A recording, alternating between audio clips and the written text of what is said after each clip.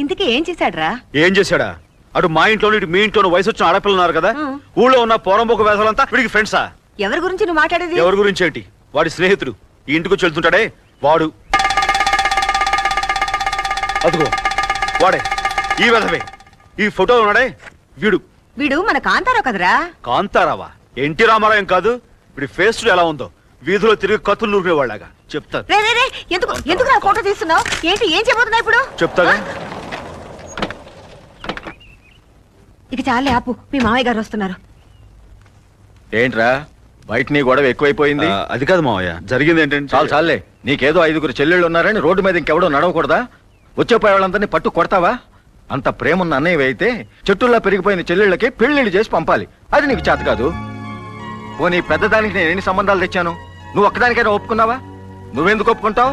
వాళ్ళకి పెళ్లిళ్ళు చేసి పంపితే ఆ తర్వాత నీ రౌడీయిజం సాగదు కదా. పెద్ద కబుర్లు చెప్తున్నాడు, కబుర్లు.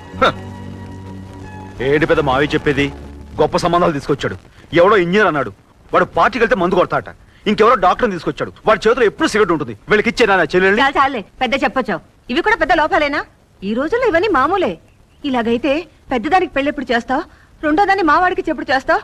మా అమ్మాయి నువ్వు ఎప్పుడు చేసుకుంటావు? ఎందుకత్తయ్య అంత కంగారు? శారద పెళ్ళైపోగానే మా 2 పెళ్లిళ్ళు ఒకే ముహూర్తంలో జరుగుతాయని నీకు ఎన్నిసార్లు చెప్పాను. ఏ దానికి అంత తొందరగా ఉందేంటి? ఏ బుజ్జి, అది ఇక్కడ ఎందుకు ఉంటుంది? మరి రోజు నువ్వు ఇంట్లోంచి బయటకు వెళ్ళగానే మీ ఇంట్లోకి దూరుతుంది. నువ్వు తిరిగి వస్తున్నావు తెలియగానే మా ఇంట్లోకి దూరుతుంది. ఓహో అదే సంగతి. ఇది చాలు నా చెల్లెని చెడగొట్టాను. Download ShareChat.